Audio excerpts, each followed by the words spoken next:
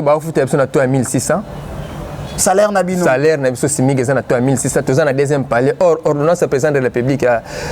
président sortant ou président Oyabima ex président Joseph Kabila Kabange à la ordonnance il fallait que na troisième palier le premier ministre Binochi Bala a ko sala arrêté réglementaire statuant ba palier on a non faut que na troisième palier alors sikoyo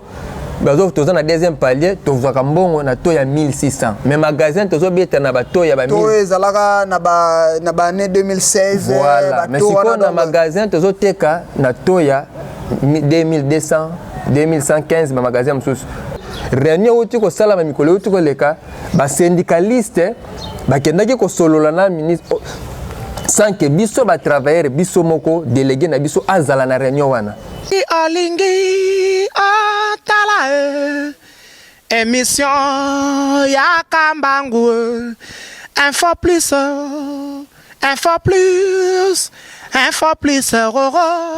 aïe na cliquer na koti YouTube na tala info plus Pona mona bansango ya miziki ya culture pea makambonya César Kao info plus tala pe mona info plus. Bienvenue na très cher internaute ya Info Plus. Merci na ba abonné fidèle na biso. Nga bino Mustafa Malembe ndenge na ebisa bino ke bomesana na ngai ba yanga bazala kawana scotché cimenté pona kolanda mayenyoso biso ba eto pona musala ya ko panza sango ndenge tolobaka na ko banda bote sans kena remercier ba o bazala kawana malgré ba makambo nyonso bazawana ba soutenir biso mon papa mon DG Lukman Mulingumba mon vieux babimboli agence Badem Moizalaka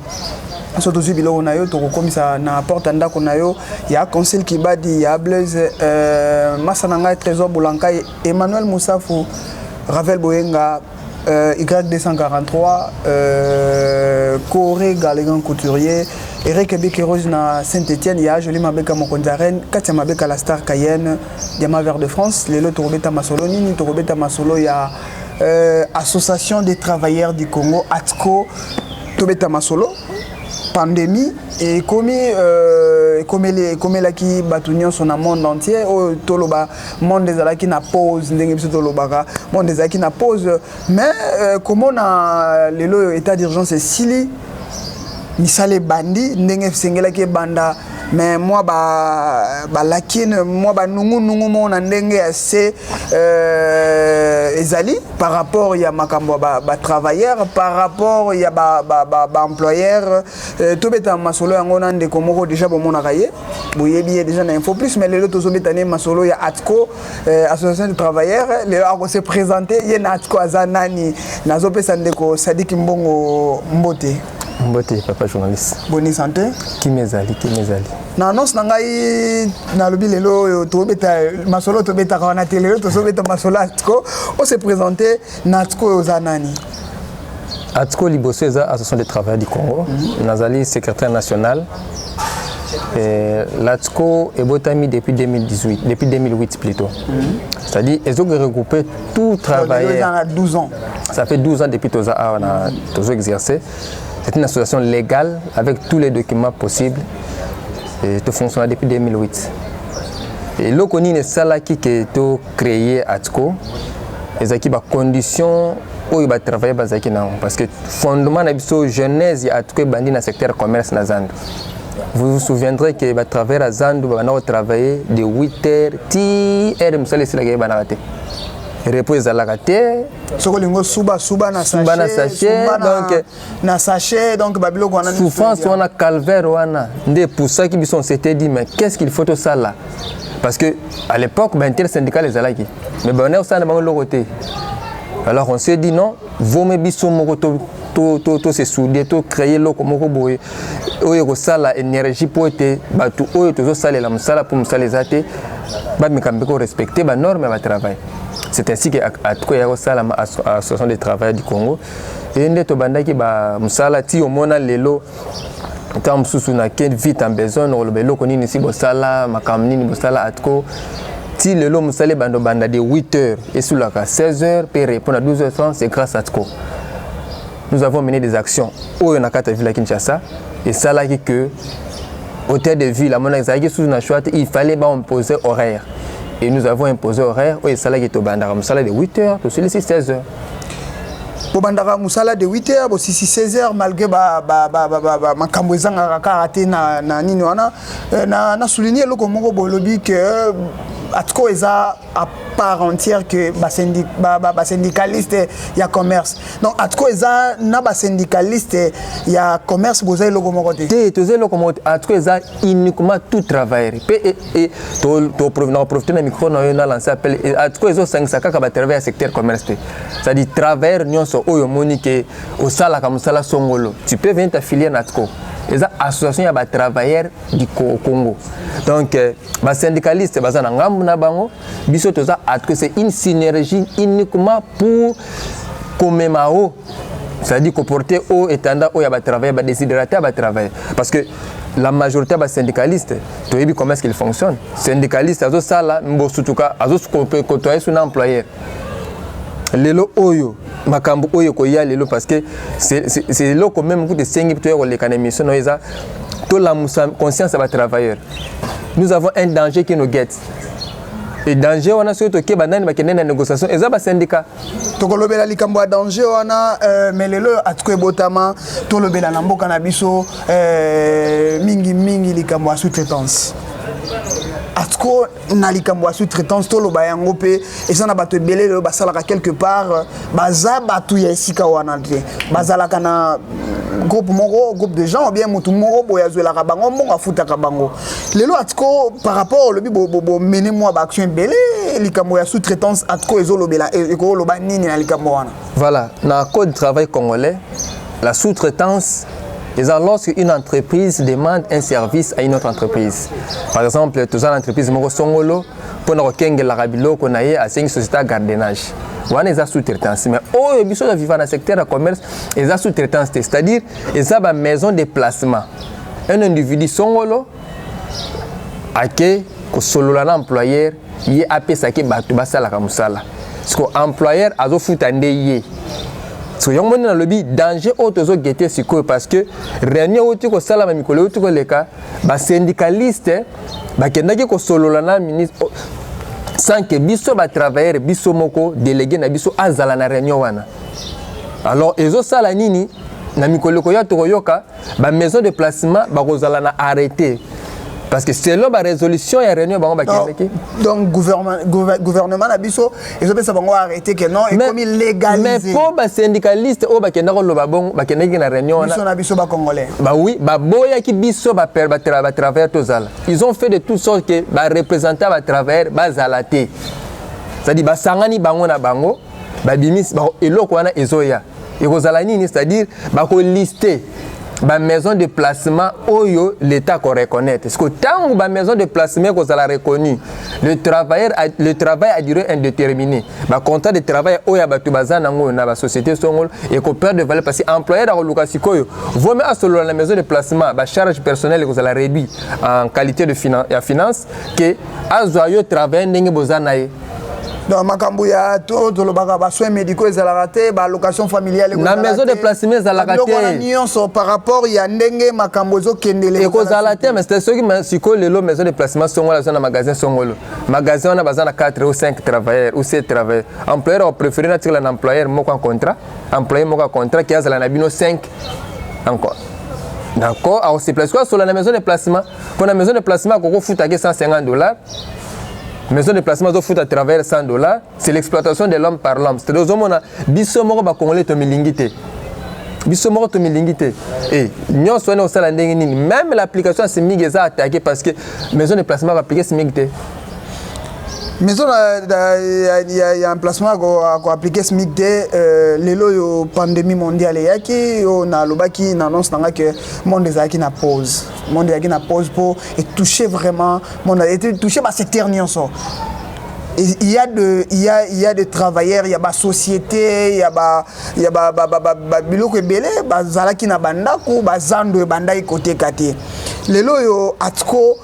misala état d'urgence sili misala zongi. mais déjà tant que tu as un état d'urgence, il y avait des sociétés où déjà batuna bango ba licencié qui bango bazaki na ndako par rapport il y a ba makamona po nandenge pe solo bela lelo to komona que il y aura trop de sociétés où ba ko licencier batu atko ba mesure wana pana bino bokozo la ndenge ni to bokoyi ko telemela to bokoyi ko sala ndenge nini yango tozo profiter na micro na yo na plateau na yo ko lancer un cri d'alarme ko la moussa conscience bande ko ba travailleurs boya to sangana to za la fond comme parce que déjà après le Covid-19 nous avons perdu le prix d'achat parce que tobunda ki smig est applicable tobundi smig le smig à 3 paliers mais tobundi ti to comme na 2 paliers mais siko lelo na deuxième palier yango to perdre le prix d'achat parce que bah non finalement smig na 1600. C'est-à-dire qu'il y a 160. Actuellement, tu es comme na 20, donc c'est-à-dire na 2000. C'est-à-dire qu'il y a 40, donc tu perds de prix d'achat à 40 000 francs à 100 $. Alors, si avec la situation économique, certains employeurs, c'est la réduction d'effectifs à travailleurs. Alors, c'est-à-dire les travailleurs sont menacés. Il faut que les travailleurs soient unis. Parce que la revendication est à la portée de telle sorte que parce que la majorité des syndicalistes sont à bisoter. Nous avons soulevé le cambo ya maison de placement. Les syndicalistes maintenant il faut ceux qui ont dynamisme interne za makasi ba travailler to komi soudé to komi le bloc moko to sala en sorte que et l'employeur et l'état congolais ba yoka biso ba ocha écart le syndicalisme parce que ba syndicat ba sali biso to le banet ba sali biso mauvais coup. Les syndicalistes basali bino mauvais coup mais par rapport au pétrole balelo yo ceux qui le bino atko et yaki peut-être bango ba monaki que bo mettre bango à l'écart par rapport il y a ba démarche poursuivie na bango il fallait que peut-être je ne sais pas entre parenthèses na autres ils ont la question ngai bo contacter qui bango avant bino bo salelo ko to pe bo travailler en synergie que bo trouver solution par rapport il y a misala ya Congo ndenge ko ozalina. Pour votre information atko chaque temps croisement commerce bokassa les travailleurs tous à la kawana on se partage les idées c'est vrai que secteur commerce on a des travailleurs ébélés bamsusu baza vraiment na c'est-à-dire bolingo ya tous à la ini ezate c'est-à-dire batu bazo préférer qu'on la partager na intérêt partisan ya na coin or plus tous le bloc moko plus to voir na biso ko yoka ma plus batu ba ko yoka ba landa pe ba luka ba ye ba batu na basanga problème ezakani. C'est-à-dire il y a juste une divergence et quota qui de telle sorte que va séparer biso kaka na ba syndicaliste de telle sorte que bazo bloc ba tumoko oyo bango ba kosa bango mais tango bango ba décision et réunion au bango ba kendaki tango to tangi na kati moni ba lebi que les maisons de placement qui seront listées qui seront en ordre avec l'État, ils ont autorisation. C'est-à-dire, le travail est en danger. Les lots où ils sont après Covid, nous avons toute une question. Et ça, l'entreprise, nous avons 3 mois, 4 mois, nous fonctionné. L'entreprise, on a foutu à loyer. L'entreprise, on a fait des marchandises, peut-être, nous sommes expirés à Boakaki. Alors, on a des contraintes économiques. Tant que nous avons travaillé, nous avons dispersé. À ça, la réduction personnelle. Pour Azapé a besoin de récupérer par rapport il y a des dépenses il y a sali par rapport il y a tant il y a aussi qu'on a circonstances où tous ces travail boya to sangana to zala liboki total c'est employeur que non moyen long la circonstances exactes parce que l'état a le baki que il faut asunga bino il faut asala be face à la songolo mais tant biso ba travail to écarté biso ba to tamboka ba le baka na chasse soko moni nyama wa ke ndaka ye moko mupanzi akufaka. Pourtant, lion ko bimana zamba attaqué nyamwa lion attaquer nyamwa ki makaye moko mpanzi ba o baza bloc commun ba attaquer bangote non yango tozo senga ba travailleurs vraiment tozo supplier bino tozo interpeller conscience na bino soki biso moko tozo conscience ya situation na biso te muto abunda pona biso azate ceux qui sont morts aujourd'hui conscience de la situation na biso muto abunda pona biso azate mais le loyo tolo ba yoza secrétaire national oza secrétaire national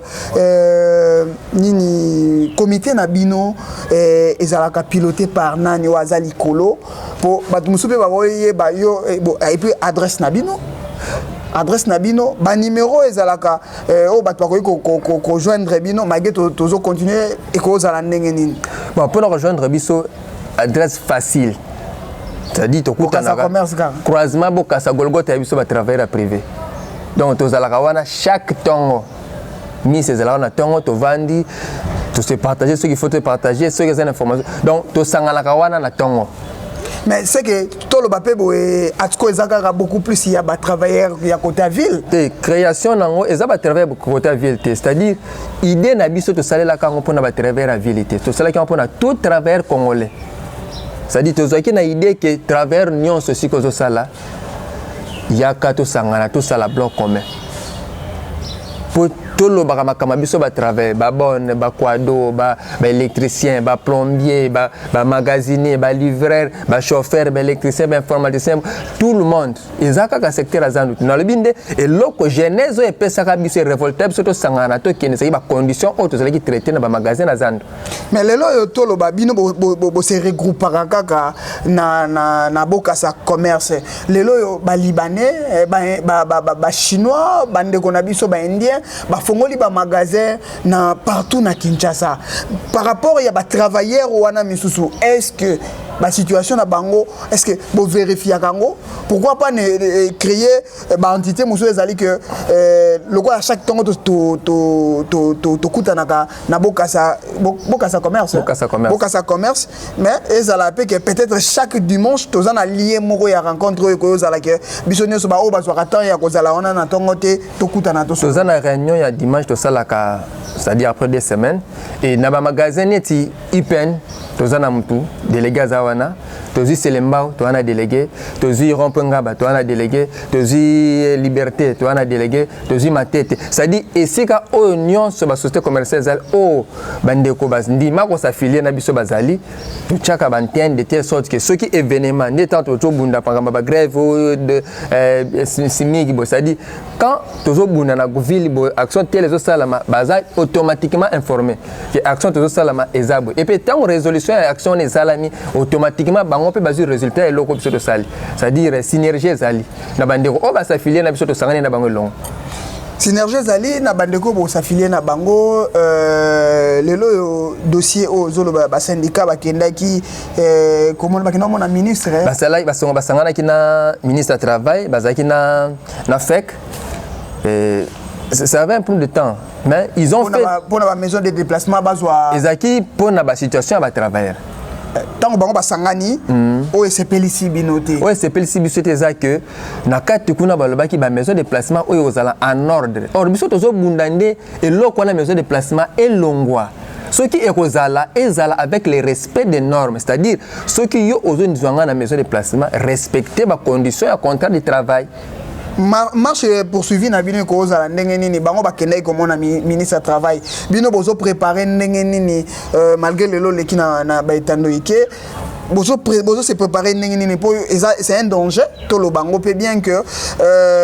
ngana yo to ko signer contrat de travail mais comme mutu mo fazala na pont na po o nyo to lo bango ndeto yebaka makambo ya hôpital na mboka na biso za souté oh non, les transport est assouté, location familiale est allocation, hein, c'est allocation familiale est sous-souté. Par rapport il y a tout le bango danger pour biso tout les travailleurs. Par rapport il y a danger wana atko message na bino rozalani. Par rapport à danger wana atko tozo zela tomona arrêter kozangisa bango. Ceux qui arrêter wana bini. Alors, dans un moment, on a à travers nyonso de telle sorte que le ministre a par quel moyen c'est les réalités sur terrain. Pourquoi pas arrêter Bimana noté? Pour ce que Bimi Manzaka na mboka na biso to bima kamundenge lekela. Non, les ama kamamboka na biso te. Biso nde to ba responsable na biso.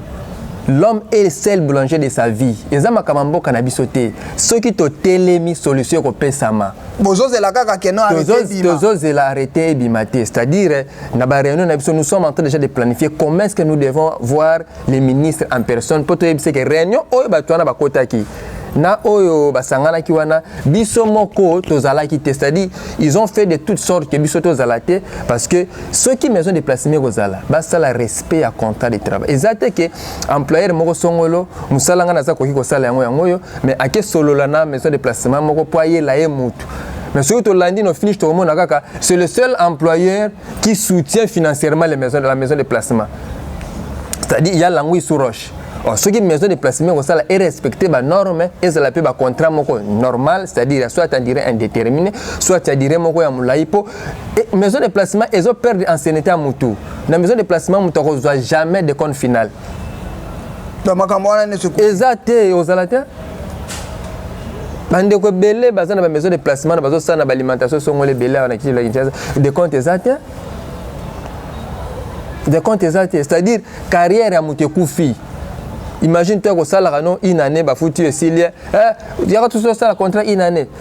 donc c'est-à-dire employeur a yebi comme ko ça l'histoire onde to lo bazo corrompre ça c'est comme une année so ito umisie moi mingi ko senga biso to pesa de compte final et ko senga so ki banane ba beli ba kende ba hôpital so ki rentrée scolaire bazo mo loko donc biloko na nyonso et ko zala le sous-souté ko ça la sorte que tout le monde ça les 10 ans 15 ans c'est comme ko boye carrière Nesili, nous autres lembi, tu n'as rien. Parce que vous avez l'autre côté, tu n'as pas un contrat où ça là on va foutre des comptes finales. Donc c'est très grave, nous interpellons la conscience avant de travailleurs. Boya tous à la unie, tous à la soudée, de telle sorte que qu'est-ce que nous devons faire face à la situation où tous kenenango, puis face à la situation économique où on va tous kenenango. Parce que les situations économiques n'est pas kendele. Beaucoup de syndicats m'ont dit non, tout ça là tout bande grève. Mais avec des contraintes économiques où tous kenenango, trop kenena grève what?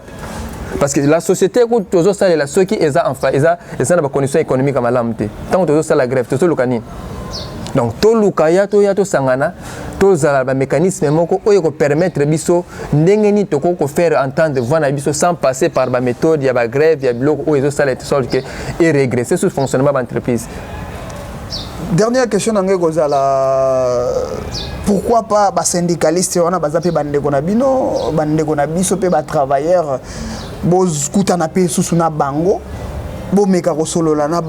trouver des solutions par rapport à l'erreur au bango basali. Voilà, c'est une bonne question. Tous autres travaillent là-dessus. Au moni, même les bandeliatko, ils ont combattre à tous les syndicalistes. Mais pourquoi les syndicalistes ont voté dans l'entreprise? Mais pourquoi les syndicats extérieurs ont travailleurs, mais pas l'association des travailleurs? Mon frère, il y a un système politique à Congo. Nous sommes soutenir le président, mais au moins, candidat président, député, premier suppléant, moi, c'est le premier mois. Mais moi, je n'ai jamais réunion à parti. C'est-à-dire pour dire que faut élever façon à réflexion nabiso. Faut élever degré nabiso, il y a conscience, il y a bomoto nabiso.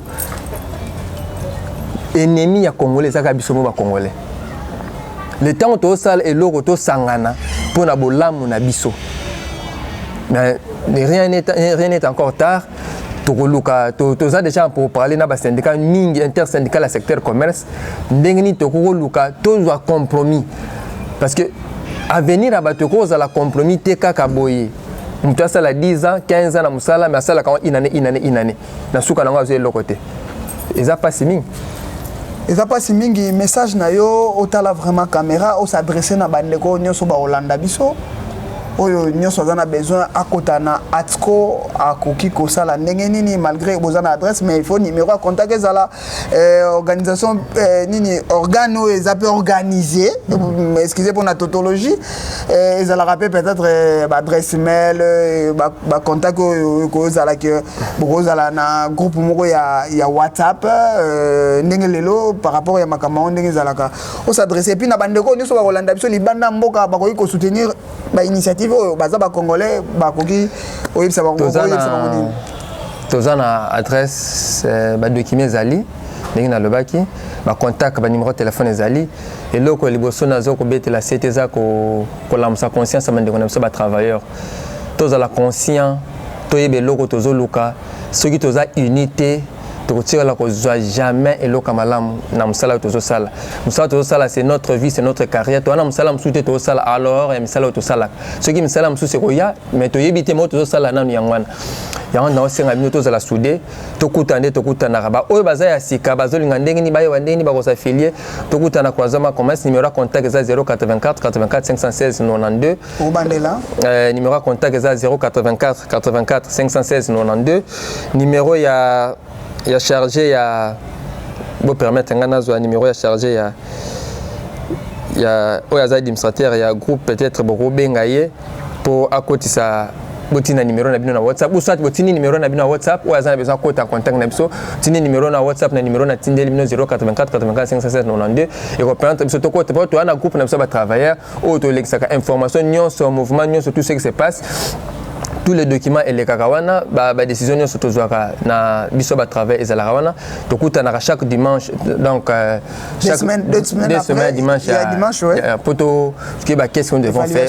et on dit to zoko senga ce qu'on a bandé ko be po bandé ko belem so baza hésitant monitant to bunda ki makamba ba repos to bondi makamba olong la salaire à $30 recommandé c'est to comme na simic ba te belé baza ki bana on dit mate type comme sikoyo ba te belé moni bazui ba se ressaisir or bitumbeza mulai photo bunda ce que to zana bitumba bunda nini siming na biso faisons na to o bazo to tekla na ba magasin parce que to tekla na magasin mususu to o ba futle pesa to mususu ndenge ni to kene to bozo tekla na ba magasin na o ba futle bino ya ndenge kana ko expliquer par rapport pas comprendre lelo o ba futle pesa na to à 1600 salaire na bino simig eza na to à 1600 to za na deuxième palier or ordonnance président de la République président sortant ou président Oyabima ex président Joseph Kabila Kabange a sala ordonnance il fallait que na troisième palier le premier ministre Binochi Bala a ko sala arrêté réglementaire statuant ba palier on a non faut que na troisième palier alors sikoyo bazo toza na deuxième palier tozwaka mbongo na to ya 1600 mais magasin tozobeta na bato ya ba to ezalaka na ba année 2016 voilà mais siko na magasin tozoteka na to ya 2200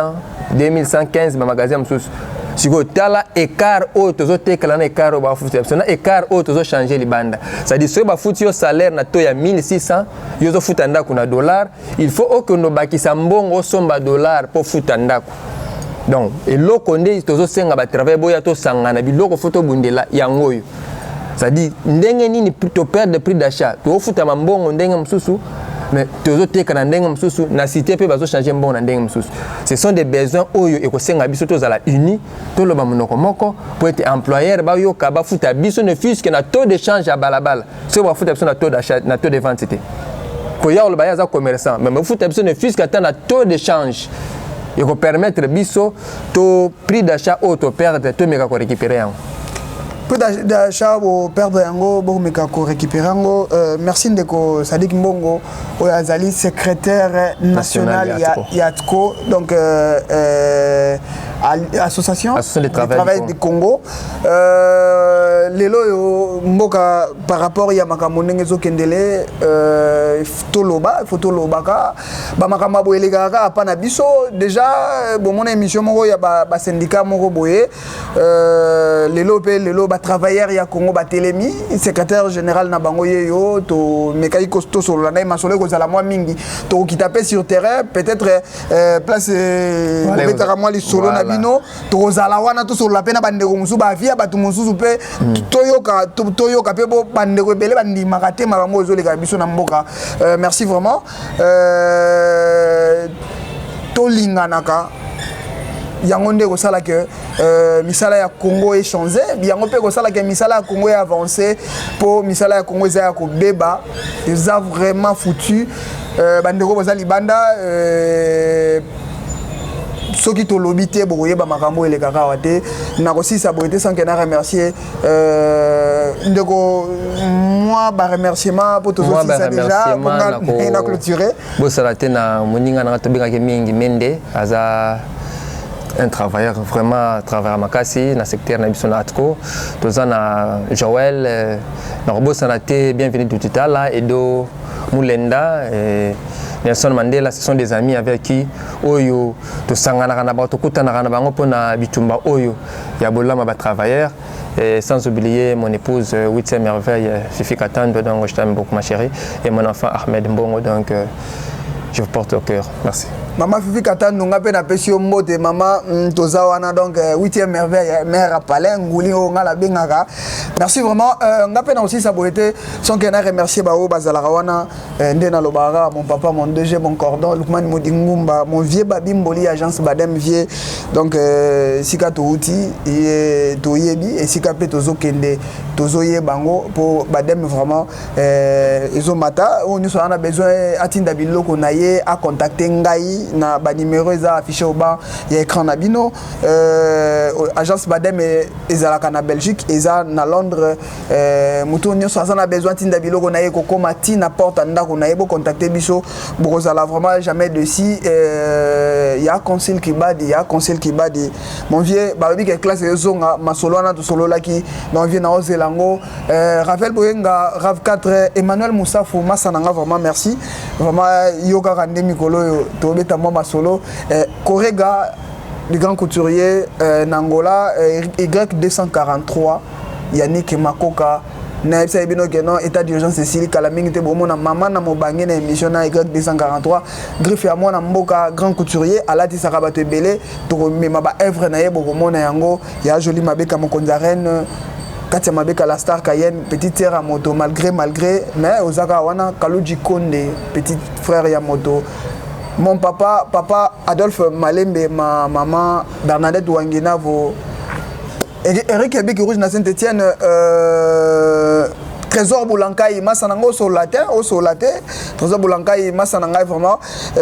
au Salanga Sengo, pour Batebele Bayebagite, que non, Massananga na bande de l'école. Vraiment, vous s'abonner massivement à Info Plus, ma solo Ezali. Lelo Tolobe qui m'a kambatiko, to qui tapait sur terrain. Vraiment, vous s'abonner massivement. Bob Niwa, Nzambe Abilamba, na pompage, maison Shekina, avenue Maman, mon numéro 16. Vous avez besoin, Allah t'a bien, à contacter Bisso, maison Shekina, chez Bob Niwa. Bye. Olingi, Otala. Émission Yakambangu Info plus